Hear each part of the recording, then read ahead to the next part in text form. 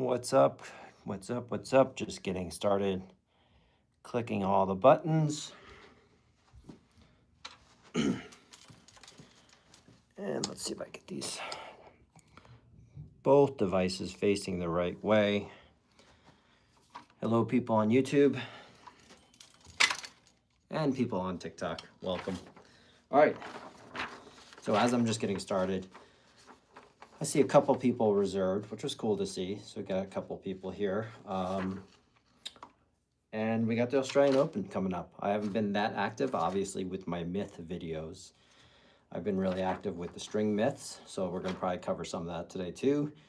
Some general stroke mechanic type stuff, and of course, the US Open, not the US Open, the Australian Open draw. So as more people tune in and as they live get spread out, we can ask some early questions. It's a pretty interesting draw, I think. Alcaraz, I just don't see much on the way for Alcaraz. His draw looks very straightforward. Another person is Tien. So if you guys see any good matchups, like I have not studied this in detail, the draw. So I just filled out part of the draw, but I only spent about 5 minutes looking at the draw, seeing what interesting matchups may or may not be coming. So I think those of you that are watching may have some questions and we can just talk about random matchups. Because there are some interesting matchups. There's one first round matchup that looks really interesting. And let me know in the comments.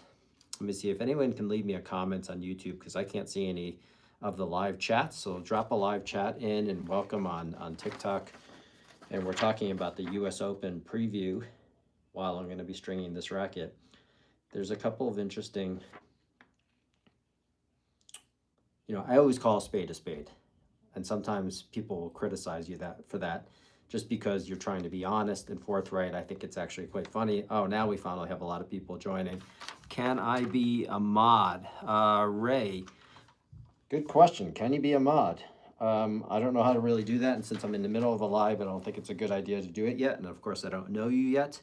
But if you want to reach out to me at TK Tennis Channel at Gmail, I would love to have some mods. What's up, everybody? Thanks for everybody for joining. We're getting a lot more people here.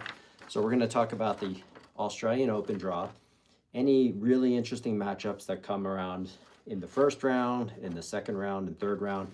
We finally have some tennis and some Grand Slam tennis back on, going through December without a lot of really good tennis. It's good for the players, not good for the fans. But I actually wish there was a longer off season for the players just because it's such a demanding schedule. So I'm going to be stringing this racket right here. And I want to let people know, or if you have questions in the comments and you think, what is the really best matchup in the first round? If there's a really good matchup in the first round, there's a couple of them. My favorite one, the favorite matchup is Thomas Mahach and Grigor Dimitrov. That is the first round, the best first round match for sure, in my opinion. Dimitrov and Mahach. That's a really good first round match. And then you also have Bublik, and I don't think this is a good match to watch, but it's going to be a very competitive match, is Jensen Brooksby. I just don't like watching Jensen Brooksby play. It's really ugly tennis. I hate to say it, but again, I like to call a spade a spade. I will call players out for their technique. Not to say that I'm trying to be nasty by any means. I'm not trying to be nasty or discredit players' abilities. These are all incredible tennis players. But if they're not enjoyable to watch, beauty is something that's interesting. When you see Federer, you realize there's a beauty to his game, right? When you see certain players, they have something, they have that it factor that makes them really interesting to watch. And some players are just terrible to watch. And not everybody will agree with my subjective opinion. I get that, but it doesn't mean that I'm not going to share what that opinion might be. So the match, my first really good match is Dimitrov and Mahach. Now, I think this one's interesting. Everything has to be recalibrated differently, of course, when you're talking about Grand Slam tennis, because I put a lot of emphasis on the court conditions and the environment, and of course, whether it's 2 out of 3 or 3 out of 5 sets. Like those two factors really are probably the most impactful factors in someone's history on those court conditions. And of course, those two particular factors. Can they go to distance? Someone who can win a match in 3 sets, 2 out of 3 sets, may not be able to go and have completely different results in a Grand Slam. Like Ben Shelton is a great example of that. Rises up to the occasion in Grand Slams, can put in the work, can go to 5 sets, overachieves in my opinion, or meets his achievement level in a Grand Slam, but often underachieves in a 2 out of 3 set match. So that's one example of someone. So when it comes to Dimitrov and Machac, my favorite match of the first round, I think that Machac is playing really good tennis, and I think I'm going to call the upset there. Is it an upset in terms of ranking? But it's certainly an upset in terms of the experience. That Machac is playing great tennis. It concerns me that it's 5 sets. Mahac's body, he's one of the best movers on the tour. I love watching Machac move. His movement is A++. It is elite, his movement. And a lot of people love his forehand. I love his jumping forehand, but I can't stand. Let's see if I got this set right. Make sure. Nope, see, that's slipping. I am not a big fan, and I'm going to say this, even though I love watching Machac play, I am not a fan of any gull wing forehand. Anybody that has the racket, the elbow higher than the racket, or the elbow up like this, and the racket facing forward, I think that is the biggest scam in tennis. I think it is a disease in tennis for anyone, no matter how well they hit it. So whether it's the Kyrgioses of the world, the Mahac's of the world, or even Zverev to some degree, and Tiafoe, and anyone with a gull wing high forehand, can't stand it. I think it's literally a disease in tennis, and it's holding back these players from even being the best version of themselves.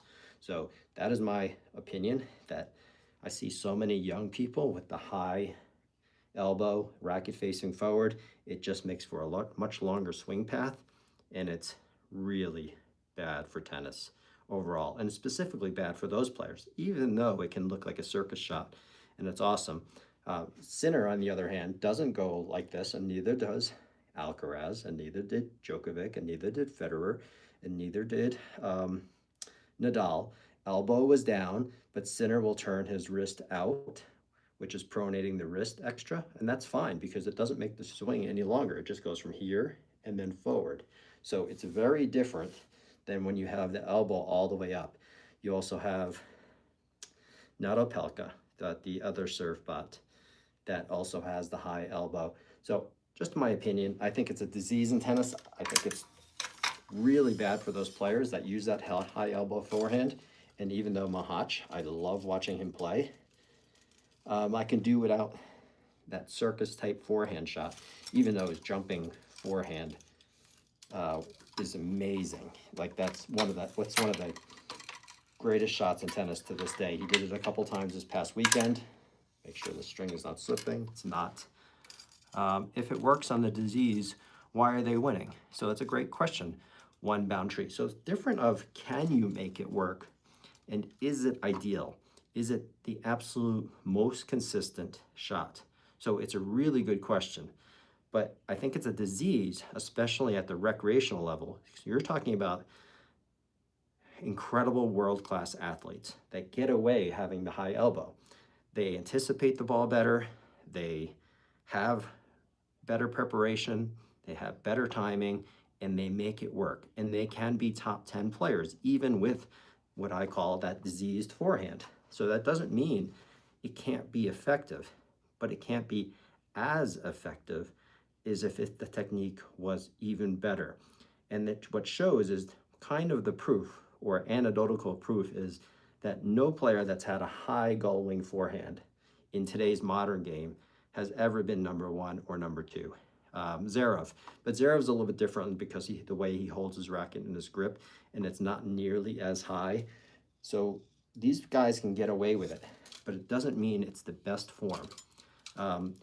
If you're copying one boundary, someone like Kyrgios or someone like Machac, and you're a recreational player, you're destined to have a worse forehand than if you just kept it a little bit more simple. You'd be better off doing what Sinner does versus what Mahach does versus what Kyrgios does and Zverev. The high elbow forehand is a disease. Not everybody has to agree with me. That's okay. But I promise you, it's just basic physics. You'll look at all the players. Look at Musetti. Musetti is a great example of this. Musetti also with the high gull wing forehand. He can't stick on the baseline. He gets pushed off of the baseline because when you have a longer swing like that with a high gull wing forehand, you get pushed off the baseline. You have to move back in order to buy a little bit more time. They don't even know they're doing it. It's just required because it takes a little bit longer. So Musetti, who's an incredible athlete, a lot of people love the way he plays, but he gets pushed off. So does Zverev. Look at Sinner, look at Alcaraz, look at Djokovic, look at Federer, look at Nadal in the past. Their more classic modern forehands were much more effective because they didn't get pushed off of the baseline. So, and the forehand being one of the most important shots in the game, today's game, the most important shot. You can't have a deficiency or even the slightest bit of issue with it. So it's a disease. I'll continue to say it's a disease until people start hearing me, because there's no proof that it can be the most effective shot. And again, it can be a very good shot, but it's not great. Forehand that the tennis instructors are teaching. That's right, one bound tree. It drives me insane. Again, you don't have to agree with me. It's okay. But a lot of tennis pros are teaching the high gull wing forehand, elbow up. Why the hell are they teaching that? Sinner doesn't have that. Alcaraz doesn't have it. Federer didn't have that. Nadal, none of them. None of the best players have ever used that forehand. So why are you copying second best? And I don't even think it's second best. So why people are copying it, it's a mistake. I think it's also the pressure from the young people that because it looks more dramatic and it looks like you can hit it harder and it looks more like a circuit shot. I think a lot of kids practice it and sort of demand it. Look at, many people may not know Leighton Hewitt's son, Cruz, but it is so sloppy. He does the same thing and it's holding him back from being a world-class player. Again, you don't have to believe me. That's my opinion, or I don't say it's my opinion, it's my view, it's my perspective. And everything proves it to be relatively accurate. So you bring up some really good points, One Bound Tree. You see these things, and many times tennis does evolve and things move. So people will say, well, you're too old. You just believe in more classic strokes. No, that's not true at all. I think what Sinner does, a modern forehand with an extra wrist pronation, which also Novak has implemented over the past 5 or 10 years, similar, not the same. Those things are great. So tennis does evolve, but sometimes tennis professionals regress. Sometimes technique, once in a while, something comes along that's not effective, that's less effective, and it causes a regression, not only at the Pro Tour, but especially at the rec level. When you do things, because not everybody at the rec level can do things, number one, what the pros can do. So that regression becomes even more noticeable on the recreational level. You see a lot of adults also trying to do the high wing forehand. So I think it's a huge mistake, and I'll continue saying it. And again, I don't care if people don't agree with me. If they have an open mind and they look at the facts and objectively, I think most people will come to the same conclusion. I remember back in the 80s when everyone criticized the open stance forehand and the backhand. Yeah, well, yeah, I remember that as well. No doubt about it. But the open stance forehand was never a gimmick. It was never a disease. It was clearly because of semi-Western and Western grips, it was the way to hit the ball. And some people, even myself, still sometimes close their stance way too much. Open stance has been proven to be the most effective at the highest level of the game. So there's a difference. You know, there's a lot of criticism. And I don't criticize, I don't think, any other stroke techniques on the tour right now. There's like nothing else that I view as a regression or a disease. Just that one thing. Like people call it the next gen forehand and the modern forehand. Like I don't even know what those things mean. There's like 4 or 5 different classifications that you can easily have for different types of forehands today. And everyone's just boiling everything down to a next gen forehand. And most people don't even know what that is. I don't even know what it is because no one really has a very clear terminology for it. Everybody's terminology is different for what a next gen forehand is. So it's a little wacky. But anyways, going back to the Australian Open, who's gonna win? Well, is there anyone here that can beat Sinner or Alcaraz or not beat him? Like obviously there are people that might be able to beat him, but who is a real threat? When you look at the draw, like I said, Dimitrov and Mahac as the #1 first round match. Then the #2 first round match in terms of challenge is going to be for Bublik and Jensen Brooksby. I don't know who's going to come out of that. I think Brooksby might pull off the upset, even though I don't want him to see the upset there. I just don't like the way Brooksby plays. Then you got TFO. How long will TFO go in? TFO has to meet de Minaur in the 3rd round if TFO beats Kubler and then he beats Komasana. So I do think TFO, even though I think he's going to struggle this year big time, he's going to make it into the 3rd round. He's going to most likely lose to Demon in the 3rd round. And then in the 3rd round as well, you got Zverev. Zverev against not a lot of threat. Zverev has an easy draw for through the 3rd round. So I think Zverev does make it through and beat Cameron Norrie, most likely, in the 4th round. And then on the bottom half of the bottom of the top draw, I think Tien, Lerner Tien, really awesome to watch play. Other than watching Alcaraz and Sinner, I don't think there's really anyone else enjoyable. Well, Dimitrov, he's great to watch. I also like watching Mahac. I think he's fun to watch. Then I think Tien. I enjoy watching Tien. Watching him is like watching poetry in motion. How he seems to have so much time on the court. He makes the game look slow. So Tien is a really great player to watch. So he looks like he would be playing Cerundolo in the 3rd round. That's a tough matchup. So Cerundolo and Tien in the 3rd round. If Tien can get through that, he has to play Medvedev. If Medvedev makes it to the 4th round, so you got Tien and Medvedev. Medvedev hates playing Tien. It's like his kryptonite. So if that holds true, Tien could win and make it all the way to the quarterfinals if he can beat Medvedev in the 4th round. Of course, there's a lot of speculation there, but then you'd have Tien and Zverev. And Tien has also beaten Zverev, I believe. So Tien beating Zverev is a possibility. So it is possible and plausible you can see Tien making it all the way to the semifinals and playing against Alcaraz. And I think we know what's going to happen there. Really, you love watching Jensen Brooksby? Wow. So that just shows how different people's subjective views are. I think he has one of the ugliest games out there. I don't know how to say it. Cameron Norrie has the ugliest game in my mind. I cannot stand watching Jensen Brooksby.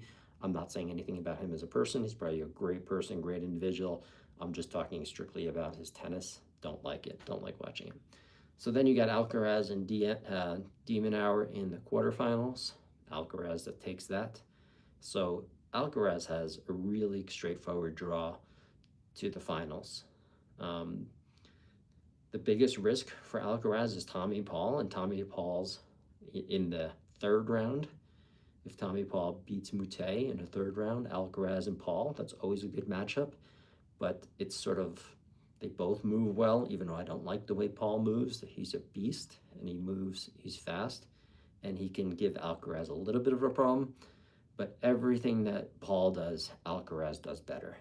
Just everything, mentally, shot-wise, and so forth. The only thing they're really equal on, or where Paul may have a little advantage, if any, is the backhand. The backhand. But again, Alcaraz moves better, so even if Paul's backhand, even if you could consider it on par with Alcaraz, or even a tad better if you wanted to say that, his movement is not better, and Paul's movement is great. So Alcaraz and Paul in the 3rd round, and then Alcaraz and Fokina in the 4th round. So again, Alcaraz has really no no challenges here in his half of the draw, no major challenges. Demon Hour in the quarterfinals is always, that's always a bitch to get through Demon Hour just because he's so fast, but he just can't compete with Alcaraz. So that's that. I'm covering just mostly the men's draw today as well, just so you know. And then on the other side, on the bottom half of the draw, one of the really good matchups is going to be Shelton. Well, Shelton has to play Humbert in the first round. That is also one of the toughest matches in the first round. Humbert just got done playing in a final, and he's playing great.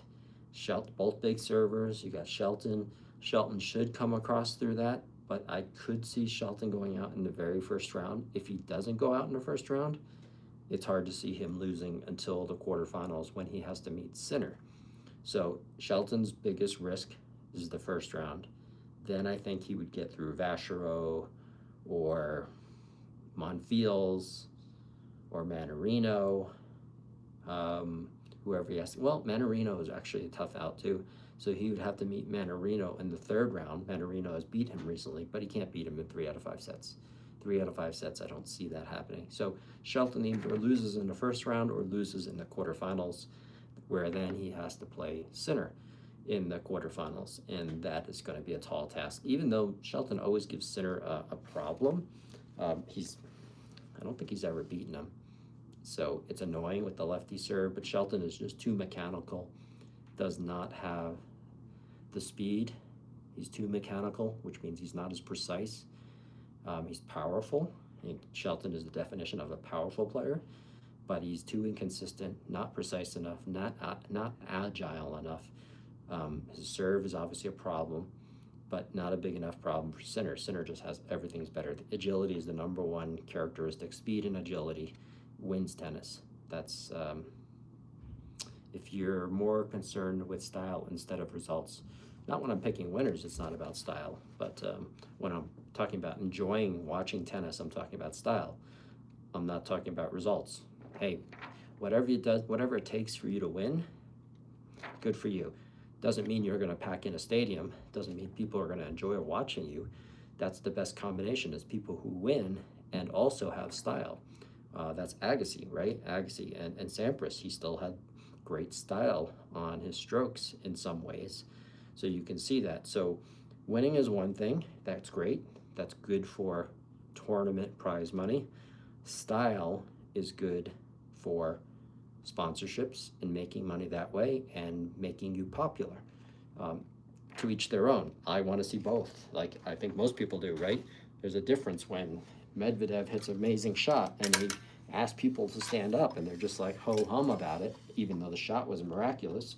And you watch someone with great style hit the same shot and people appreciate it more. That's the thing about beauty.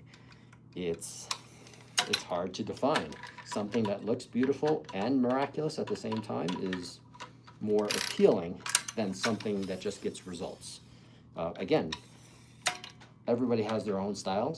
You can't change your style, and it's not a knock against them in terms of their ability. It's just a knock against them in terms of their style. So maybe that's unpopular opinion, but it's really not. It's just something that most people won't say because for whatever reason, it's not politically correct. But I want to see people that, like Shelton, I really want to like his style of play, but he's so mechanical, so unprecise, comparatively, at that level. Comparatively unprecise compared to imprecise, compared to someone who has a lot more agility. And then there are people like Mahach, who I think is the best mover on the tour for his skill set. But I also then, while his forehand is really cool to watch in some ways, I don't like it. What can I tell you? And like you said, one boundary is you like Jensen Brooksby and I don't, in terms of their style. And again, that's totally subjective, right? So to each their own. Not criticizing anyone from having a different opinion. That's what makes it interesting.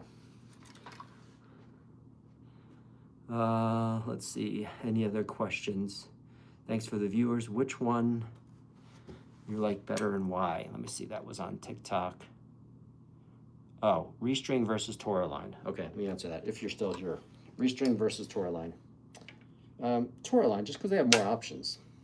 Toraline, restring is really boutique. What do they have, just 3 or 4 strings now?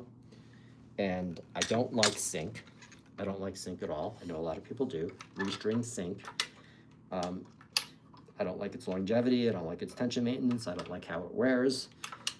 Restring 0, I can see why people like it, but I also don't like it because it's a little bit less precise. It's got a little more pop. So restring 0 seems at first really nice, but I think it doesn't have quite the precision and control.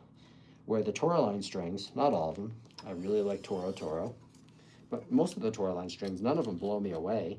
Toro is my personal favorite from Toraline. Otoro Tour, Otoro Spin, regular Otoro, really good strings, but nothing comparatively to the market hype that says how great they are. So Toraline just has a lot more options, so I think Toraline, I'm more of a fan of Toraline strings. They also have the colors, which I know some people like. I don't particularly care about that when it comes to style on strings, and I don't really care. But I think Toraline has a better lineup of strings, and I think generally their strings are a little... I could choose several Toraline strings before I would choose a restring string. And not to say restring aren't bad. I know a lot of people that love 0, but I used 0 extensively, and I didn't like the extra pop that it had. Again, polys, another unpopular opinion. People think that some polys have a lot more power than others. They don't. There's a slight variation at times, but it's not much at all. Let me see, go back to here. 48. So there's not much difference in power between polys. It's so nuanced. And a lot of people think, well, Toraline Otori gives me so much more power. That's just your bias. I've used strings extensively in the same racket, at the same tension, and there's very minute differences between the power characteristics and the spin characteristics of polys. Now, there's very big characteristic differences in terms of tension maintenance and longevity, and variations, minor variations in precision, and some variations, a lot of variation in longevity, especially in terms of snapback longevity. That ranges quite a bit even on polys, but not spin and power. I'll say it probably another 10,000 times. It'll get boring. Berrettini withdraw. Yeah, I saw that. I saw Berrettini withdraw. Looks like his body. Talk about game. So I like, well, one of those things again, I don't like Berrettini's game. He's like a maestro on his serve, and not in a good way. His serve is janky. He's a forehand bot, but he's a great athlete for his size. He's, you know, got to the finals of Wimbledon, but one of those players I don't enjoy watching play. And I know I talk about that a lot, but he's a tremendous player, right? And hard to beat because that serve plus his forehand is just such a weapon. But his body obviously is not holding up for him. When you're that tall, you know, the taller guys seem not, you know, have more problems with their bodies holding up. Calvin, yeah, I don't think I'm a legend, Calvin. Thanks for the props. Definitely not a legend. Berrettini, I saw that one already. So anyway, so what questions do we have about the Australian Open? So the big question, of course, is who's going to win the thing, right? Is it going to be Sinner or Alcaraz? And I was really confident in my Sinner and Alcaraz predictions early last year. The Rome, French Open, Wimbledon, I predicted all those properly, and I felt really comfortable with those predictions. But as the year went on, it got harder to see any differences on who's going to win between Sinner and Alcaraz. And it almost seems certain, barring injury or barring some fluke, that these two will meet up in the Australian Open finals. And then you would think, well, Sinner has won 2 Australian Opens. Alcaraz has always underperformed at the Australian Open. And Alcaraz has also gone through a coaching change.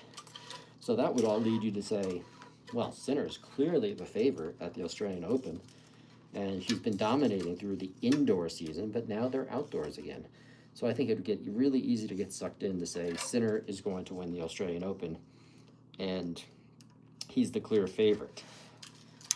Everything in terms of what we see and what we feel says that that's true. But Alcaraz is going to have something to say. He's going to be really... who's a good first round? Zhang and Korda. That is a really good first round. Absolutely. I think that's one of the other really good first round. Zhang and Korda. Korda should win that match. He's the better striker of the ball. He has the higher ceiling and potential. Zhang and Korda. But Korda, the big knock on Korda is he just doesn't compete. He's just not a fierce competitor. And I'm not saying Zhang is, but Zhang is much, overall, a much more consistent competitor than Korda. And Korda has also had injuries, and this is 3 out of 5 sets. So if it goes 3 or 4 sets, then Korda probably pulls it out. If it goes 5 sets, I think Zhang is going to win. Korda is clearly the more talented, skilled player. Not to say Zhang isn't. I like watching Zhang play a lot. I like watching Korda play a lot. He's such a good ball striker. If you want to look at great strokes, not high forehand, you want to look at some of the most technically perfect strokes is Korda. And people, meaning young people and recreational players, should be looking at Korda strokes. If you want to see how to hit a ball clean and still hit it hard and still look great, Korda is the guy. He's one of the guys, versus all the circus type high elbow stuff. So Korda is clearly more talented, but his knock against him, in my view, is just he's not a competitor. He doesn't really want it. Like I think I view him as sort of being like Agassi, but Agassi was more talented for his time. Is that when Agassi came out with a book and said he hates tennis, I think Korda's kind of like that. I think Korda kind of not hates tennis, but I think to him it's more like he's been grown up with it. He's been born with it. It was in his family's heritage, you know, in his father, and I just don't think Korda really wants it. And people will blame it on all of his injuries and so forth. I don't think that's it. He just doesn't have that competitive fire. And it's not a knock against him. Most people wouldn't. If I was on the tour when I was younger, I didn't have that. I mean, it is so rare to have what Federer and Nadal, Joker, Sinner, Alcaraz have, even Zverev, who's an incredible competitor. Plenty of knocks about Zverev, but you can't knock his competitive spirit, especially when he's been younger. His competitive spirit was off the charts. Zverev has that competitive spirit. He has some other detriments that don't allow him to quite get over the hump, but competitive spirit is not one of them, like Korda. So I think Zhang wins it if it goes 5. I think Korda has a chance, probably wins it if it goes 3 or 4, but we have no idea. We don't know Korda's form coming into the tournament. We don't know his mental state. I think Zhang is ready to play, but we don't have a lot of data to go on. We don't know how their off seasons went. We don't know where their state of minds are at. So that you bring up a good point, Alcaraz and Korda, not Alcaraz and Korda, but that other one. Thanks for everybody being here on TikTok as well. If you want to join on TikTok, I'd like to take my first guest ever on TikTok. You can hit the request button if you have any questions and you want to have a conversation about the Australian Open. Let me know. And that's something that's cool about TikTok is you can take guests live. They can request up, and you could do video together, or you can do audio, audio only. Such a good feature that TikTok has that I hope that YouTube is going to bring. Oh, Fonseca Spinzeri. No, what's better? Glad you mentioned that. One down. You're holding up the comments for everybody. That's really good, in a good way. Fonseca and Sinner in the 3rd round. That's the audience prize match, right? Fonseca has no chance to beat Sinner, relatively, like less than 1%, right? But that's the match that will pack the stadium. Sinner Fonseca in the third round will be a fun match to watch for a little while. I don't know much about Spizzirri from the United States. I don't know really anything about him, but this is a test. I've called in one of my videos that Fonseca is not the next Sinner and not Alcaraz, not the next Alcaraz or Sinner. He's not the next number one. I don't believe he's going to be a threat to the number one. He's actually, by his age, he's a little later than most of the number one players. If you just look at history, while there's a lot of hype behind Fonseca and a lot of people think he can be the challenger to Sinner and Alcaraz, I don't think so. Almost a little like Korda. No, I don't want to say that. His competitive spirit day in and day out is not as high as Sinner and Alcaraz. Sinner and Alcaraz and most all other of the top number one pros were already far longer ahead of him. Fonseca is behind schedule. Most everybody else that's by the time they're 18 or 19 has made it to a Grand Slam quarterfinals, semifinals, or finals, or even won a Grand Slam. And Fonseca, I don't think, has made it ever past the third round in a Grand Slam. So he's behind schedule if he was going to be a number one player and a threat. I get his game is really fun to watch. I get that, and the Brazilians want him to be the challenger. And he's, of course, super popular, not just with Brazilians, but with other people. But he's not going to, he's a top 10 player. Can he be top 10? Can he be a perennial top 10 guy? Absolutely. Can he win a Grand Slam? Maybe, but it's unlikely. As long as Sinner and Alcaraz are there, I don't see Fonseca winning a Grand Slam unless things really fall his way. I feel like he's going to be like a Zverev. He's going to get close. He's going to get to the semis. He's going to get to the finals. But unless something really falls his way, I don't think Fonseca. Yo, TK, if you were to give one or two names to potentially disrupt the Sinner duopoly, which two would it choose? These are my own rackets. One round tree. I've looked into that. Is it Ozark? I can't see the username that well. I've looked deep into the junior rankings to see who could potentially challenge Sinner Alcaraz. And there's the young German kid that's ranked 200 that just lost, but he lost all of his matches in the next gen finals, and he just turned 17. So that wasn't great for him. What's his name? I can't think of it. German kid, ranked right around 200, was in the next gen finals, has a lot of talent. And then there's Ivanov. I think he's a Czech, also in the juniors, but he's also ranked top 200, I think. I think he won the US Open finals. So those are the two guys I would look to, but the more I've looked at them and watched them play, even though they're young, even though it's a little early, not quite. So two names to challenge, I don't even have one. I don't even have one name. Is there any, like almost Tien, I know it sounds ridiculous, but the way Tien plays is really interesting. Can he beat Alcaraz and Sinner for contend for Grand Slams?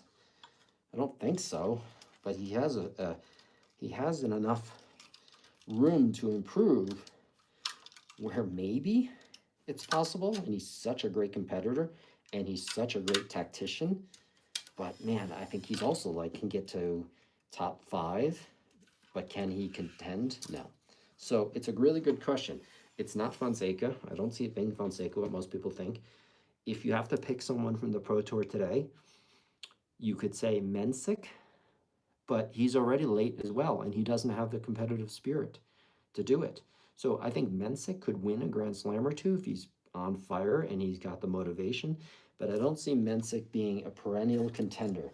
But if I had to pick one name that could break up the duopoly once in a while, man, and I say that so reluctantly, Mensik. There's no one else. There's no one else in the juniors. There's no one else on the tour. I mean, it's not going to be Musetti. It's not going to be Fritz. I mean, these guys are all, it's definitely not going to be Shelton. Can Shelton win a Grand Slam? Yeah, I guess it's possible. I view him exactly like this generation's Andy Roddick. Ben Shelton is this generation's Andy Roddick, except with a lefty serve. And if he wins a Grand Slam, it's going to be one. It's going to take a lot of good fortune. But can he contend with Sinner and Alcaraz? Absolutely not. Strokes are too mechanical. He's too imprecise. He doesn't have the agility and the speed. He's powerful, but he lacks the speed and he lacks the precision. So he can never really contend with Alcaraz and Sinner.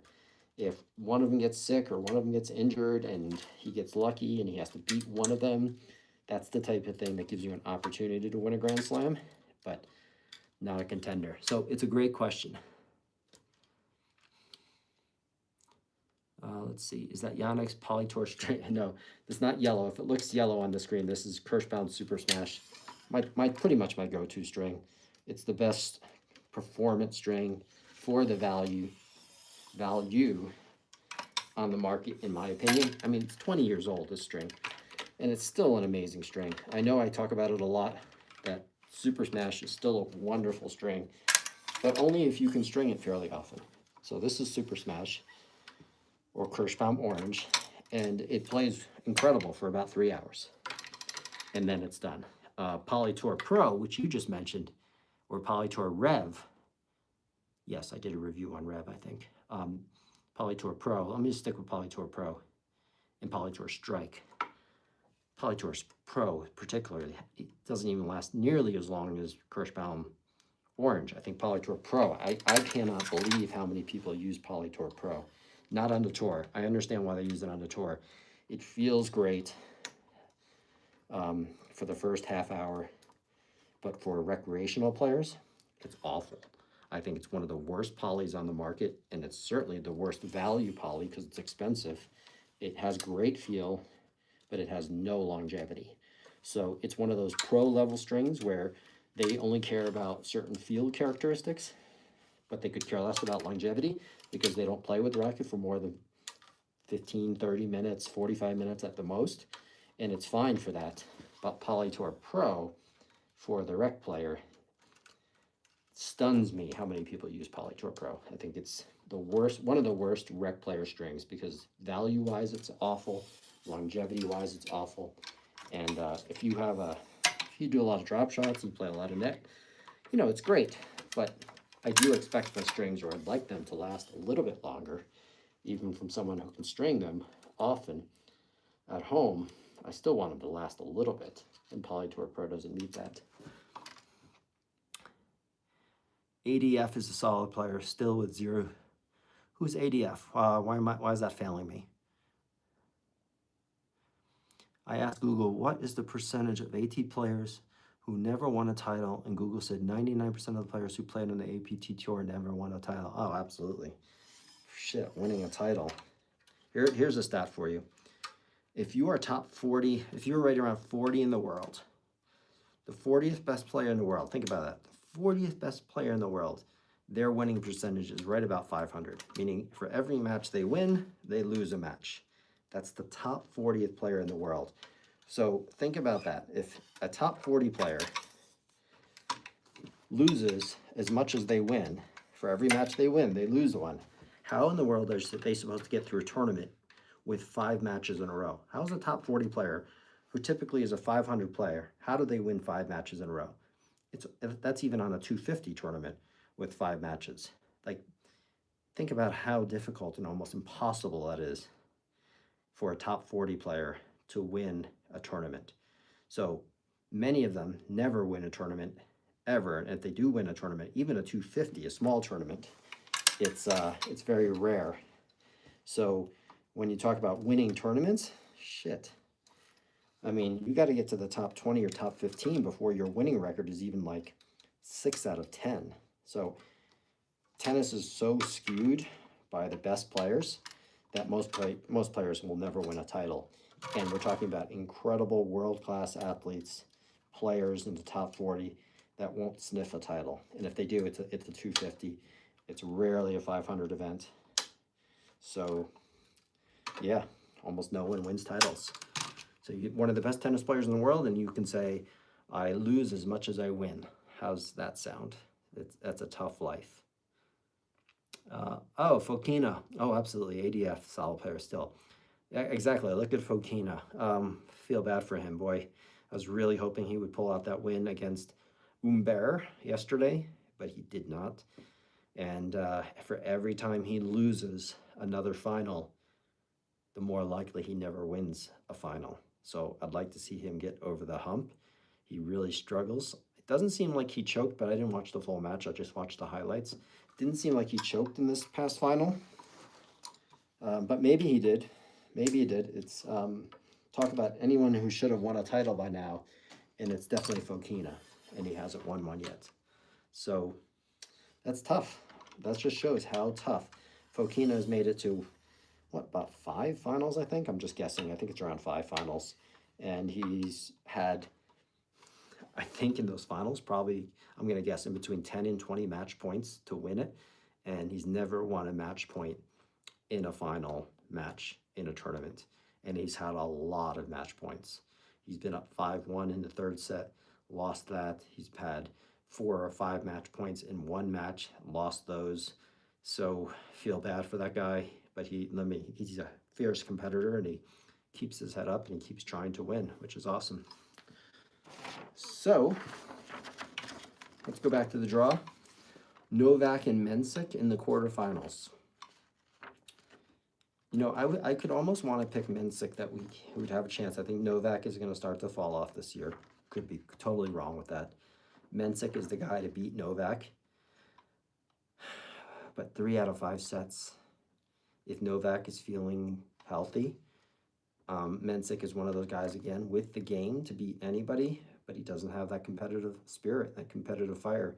And when you have 24 Grand Slam titles like Novak does, and you have an ability to win the most important points, and Mensik does not, then out of 3 out of 5 sets, you have to pick Novak. If it was 2 out of 3 sets, I think I'd pick the upset here and take Mensik over Novak in the quarterfinals. But I can't see it happening in 3 out of 5 sets. Mensik is underperforming his ability and his talent. He's still young, but I think he's 20 now. But I don't see him being a threat. So that was a great question earlier. Who are the guys that compete with Carlos and Sinner that's currently playing on the Pro Tour? No one. I mean, if this keeps up for 3 or 4 years and there's no contenders against Sinner and Alcaraz and they can stay healthy, so what's that, 4 Grand Slams a year? Let's say 4 years, that's 16 Grand Slams. If they split 8 apiece just in the next 4 years, that means they each have already 12 to 14 Grand Slams between them before they're even 26.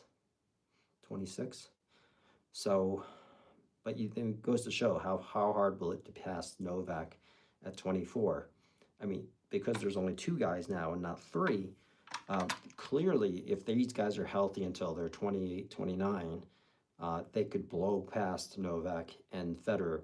But that's a lot. That's a long time still. Another 7 years, 28 Grand Slams. 7 years, 4 times 28, 8 years, 32 Grand Slams. Each one of them has to win at least, let's say, 20 more, close to 20 more. You can just see how tough it is. If they stay healthy, they'll do it. If these guys stay healthy, I think they're on track, because I don't see anybody in the juniors either yet that can contend with these guys. But that can change every 2 or 3 years. You have to pay attention to who's coming up from the juniors. Is there any sort of generational talent that's coming up? You just pay attention.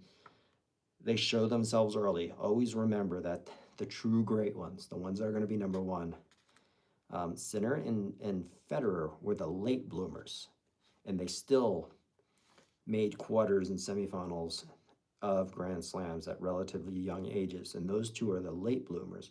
Novak, Nadal, Alcaraz, they've shown that they could make it to finals or semifinals of Grand Slams when they're like 17. So if you're not seeing someone who's 17 or 18 that's already going deep into Grand Slams, you're likely not seeing your number 1 future player, unless something drops off dramatically. Do you think Fritz will drop a little in the rankings? How can he not, right? He can't go up any higher. Fritz is my guy that I think has He's maximized his potential, has maximized his physical abilities. Great competitor, but he is 100% maximized everything he has physically and mentally. So if he can maintain where he is, which is almost impossible, how hard it is to maintain that level. I can't see him going anywhere but down, right? A drop a little bit. But he's a great competitor. He seems to have the right cadence of how he manages his career. So is it possible he stays where he is, like that 4 spot, that 4 or 5 spot, 3, 4, 5? Yeah, but not for long, right? He's already getting, what's he, 27 now, 28? So if he has another good year, it's this year, and then after this year, he's going to have to start dropping off a little bit.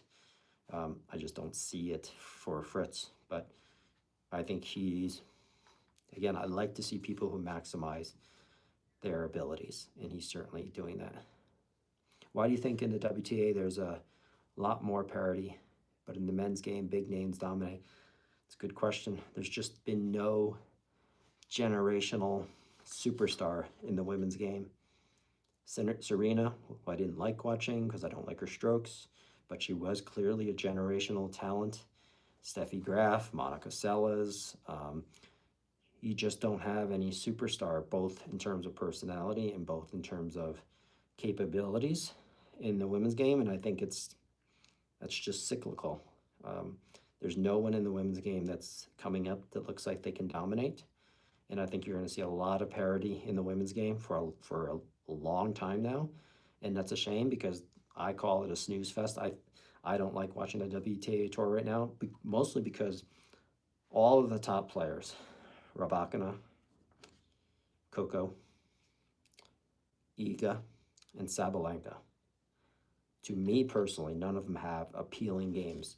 Love watching Iga's forehand. Don't like her demeanor so much. Want Coco to be that superstar, but she has so many flaws in her game. Coco should be the superstar here. She is by far the most talented, the most gifted athlete out there, and I don't think it's even close, but her stroke mechanics are so flawed. I know people give me grief about that, but Coco has so many technical flaws, but she's doing better, by the way. She made a change. She's not preparing as early, like I mentioned. She shouldn't do in last year's videos. She has the same early preparation disease that you want a continuous swing. You want to wait longer, so you maximize your movement, because when your hands stay closer to your body, once they get far away from your body, you can't move as well. So if you wait to take your full swing longer and you don't prepare early, that's sort of the major flaw in Coco's forehand. And then she's got some flaws on her serve. So if Coco was ever able to fix her technical flaws, which I think she could, because some of them are easy fixes, she could be the superstar. But I've also mentioned I think that's unlikely to happen for various reasons. And I've also thought that she may never win another Grand Slam because of it. Now, I think I'm wrong about that because there's so much parity in the women's game and the women are so up and down.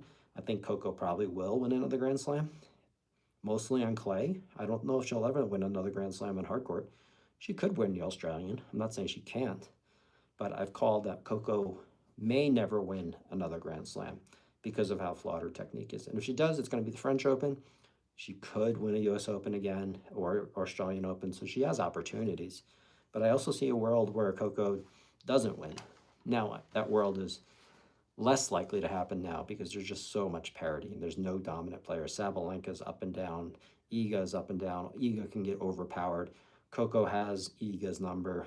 So clearly, Coco probably will win more Grand Slams, but not because she's so much better. She should be so much better, and she should have 10 to 15 Grand Slams. Not now, but she should be able to get 10 to 15 Grand Slams if she was able to fix a couple of her technical flaws, in my subjective opinion. Throw it out if you want. But it's too bad. I think Coco is, if I talk about Fritz being maximizing his abilities, Taylor Fritz, I would say Coco is underutilizing her abilities and her skills. I think Coco is getting the least amount out of her capability. Now, not her physical capability, just her stroke mechanics. I think they're so flawed that it's such a problem and she's not making enough fixes. But we'll see in the Australian Open, because I do see her making some changes to her forehand. She's holding it longer. She's waiting. She's not taking that early Echenberry or Serena-like really early backswing, early preparation. She's waiting longer. If you want to watch someone on the women's tour that does it the right way, but it's a little sloppy, is Emma Navarro. How long she gets, Emma Navarro is the opposite again. She's maximizing her physical capabilities. Emma Navarro is getting everything she can out of her game.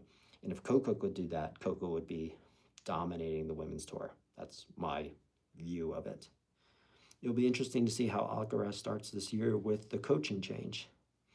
It will be. I don't think it's going to be much, but it is interesting. It could be an issue. I don't think so. I think he's just such a professional, and he has such a desire to win so many Grand Slams and be the best of the best, just like Sinner, that I don't think it's going to be an issue. But you're right. It'll be interesting. If he only makes it to the quarters or the semis of the Australian Open, people will be asking questions, but he's never done that well here. He's lost to Novak twice, I think, at the Australian.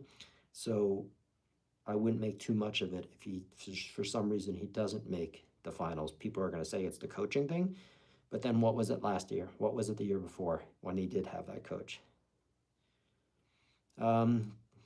Graffiti, who's Graffiti, was accused of hitting her forehand late, but she won 107 titles. I think that was in a different era. Came in late to the stream. Do you think the change to Alcaraz's coach will affect his game this season? Doubt it. I said it in a previous video. I think it would if it was induced by his father. I think if his family got too involved in Alcaraz's, and you've noticed, I think I've seen the family last year around more than they ever have been. I don't think that's good. It's great that the people are close with their families, but if their families are with them, traveling with them all the time, and if his brother and his father are always there and in his business, then I think the coaching change is going to be a problem. So meaning if the father got involved and they're just going to be around a lot more, making more of the decisions, I think that could affect Carlos negatively. I think Carlos and Sinner, just like Novak and Federer and Nadal, their parents weren't around. These were the ultimate professionals.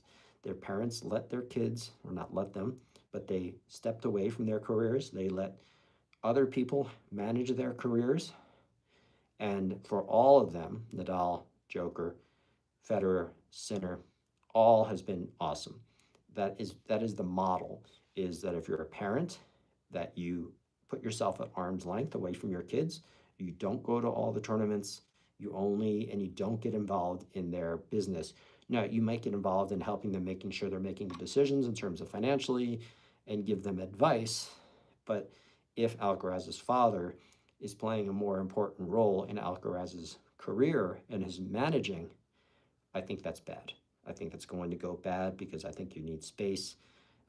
Sinner and Alcaraz need to grow up into men and to make their own decisions, have the right support networks, but they need to be in control of these things, which is really hard to do in tennis. I get it, but that is the recipe. When you have the Tsitsipas with his family around, or a Runa with his mom and his dad around, and other, like, you're just seeing it over and over. You're seeing it with Zverev, with his brother and his father around too much. It's like this parent disease, this parent overreach. I understand they want what's best for their kids, but they do not, many of them do not put enough separation between the players and being their parents. And that's both on the men's tour and the women's tour. Wherever you see too many parents around, you're seeing kids that aren't getting the most out of their careers. Dimitrov champion, wouldn't that be nice? I think Dimitrov's going to have a hard time getting out of the first round. Mahac is that's the most enjoyable first round match because both of them have great games to watch. Mahac and Dimitrov, both are really good competitors. Both hit the ball beautifully. So Dimitrov and Mahac is my favorite first round matchup. And I don't think Dimitrov will beat Mahac. I don't think he's coming in with enough preparation after his injury last year. So it'll be interesting. Or he'll be really fresh and he'll take that match. Dimitrov is obviously the higher skilled player, the more talented player by barely, but Mahac is one of the best movers in the game. One boundary, the best players in the world played with a continental group, Connors, Macaron, Navratilova. I don't know if you're directing that to me. That was decades ago. That's not how the courts and the balls and the strings play today. The way these, with polyester strings, when the amount of spin you can hit, there's no place in the game for Eastern grips anymore at the highest level. RF01 racket. I've hit with it. I didn't test it. I don't do a lot of racket testing. I don't think it's a good recreational player racket. It's a nice looking racket, but it's a demanding racket. I don't think anyone should really use it on the recreational level. So the RF01 racket is a racket if you love Federer and you want to try and emulate Federer and you like that, then great. But I don't think it's the best racket for anybody other than a super, super high caliber player. Too small of a sweet spot, too demanding, not good enough. Do you think a hybrid of Torbite, IsoSpeed, Blackfire would work? Yeah, everything works. Polys. Not much difference. You're talking about the nuances. I don't like to do hybrids. I don't like to do poly blends. I think it's a rabbit's hole. I don't think there's really much that you get out of it. I understand the fun of it, of trying different variations. The good thing about a hybrid with Torbite, because it is a demanding string and it can cause some arm issues, then using a different string with Torbite can provide a little bit more comfort, because Torbite has been known to cause a lot of people some elbow issues. So a full bed of Torbite is risky. So yeah, are you one-hander? I think when you get to a 97 square head racket, 95, 97, 98, probably best for one-handers. I think most two-handers are going to prefer, almost in all cases, a 100 square inch racket. So let me know in the comments if you're a one-hander.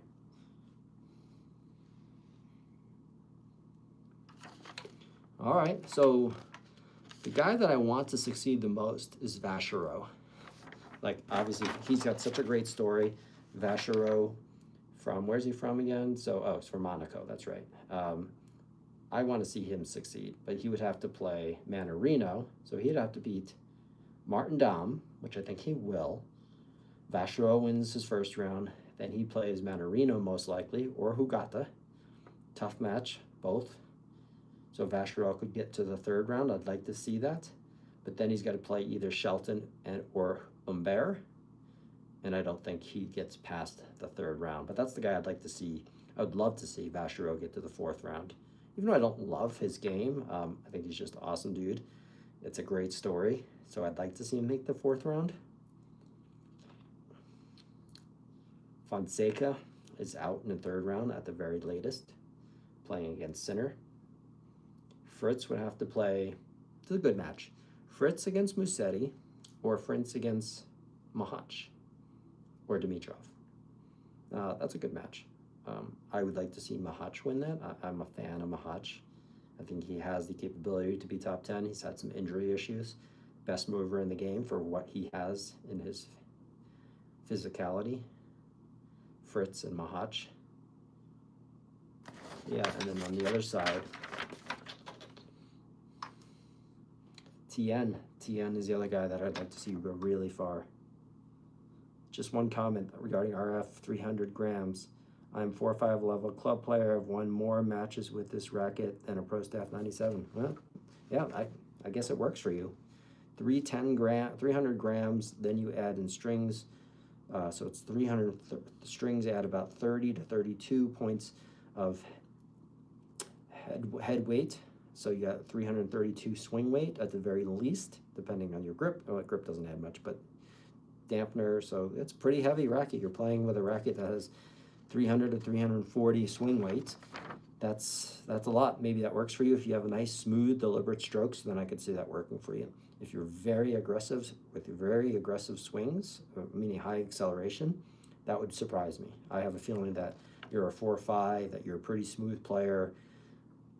That's the type of racket that would work. Could be wrong, but that's what my guess would be.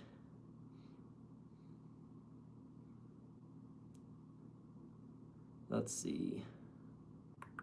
If you had a choice of winning a 250 tournament or losing a quarterfinal of a Grand Slam, which would you pick? Whichever one gives me more points. So what gives me more points? At 250 or more money. A 250 gets you 250 if you win. And a Grand Slam, I think also gives you around that much, but I take the quarterfinal of a slam. Quarterfinal of a slam over a 250 tournament, because it pays more. I think it pays more, and I think you actually get more points as well. So you'd have to take that. But winning a tournament would be cool. It's a good question. Let's see.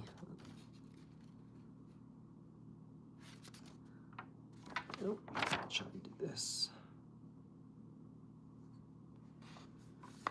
All right, no questions on TikTok, but those of you that are on YouTube, some good questions there.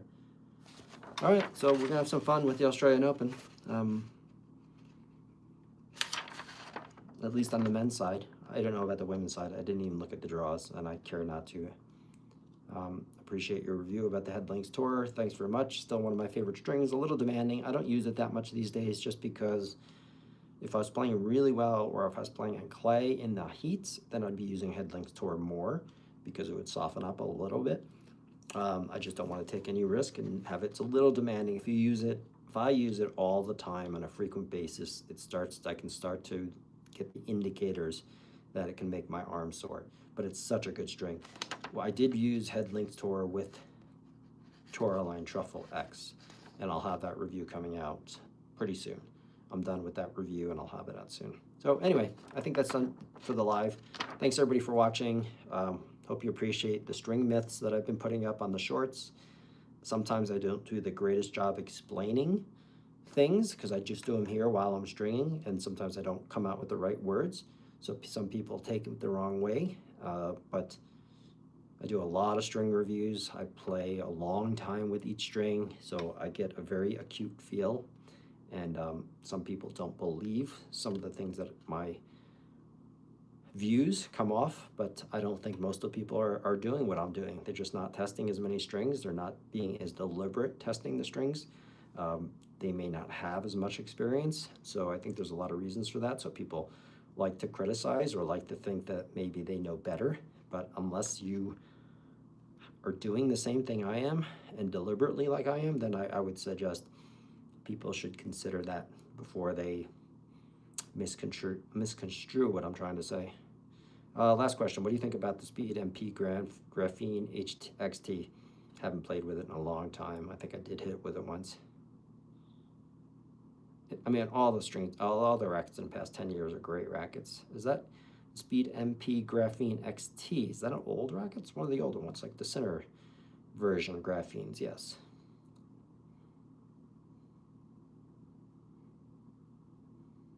A 250 pays 100K, and a quarterfinal pays 400K. That's right. Okay, yeah. So clearly, I'll take the quarterfinals of a Grand Slam. All right. Anyway, thanks for watching, everybody. Thanks for the likes. Please remember to subscribe and follow, and I'll see you in the next one. And let's have a good Australian Open. And it looks like we're going to see a Sinner Alcaraz final, which is totally fine with me, because that's clearly the best matchup in the game today. And I think I would be totally fine seeing that matchup 4 times this year, because any other matchup is not going to go well for that other person.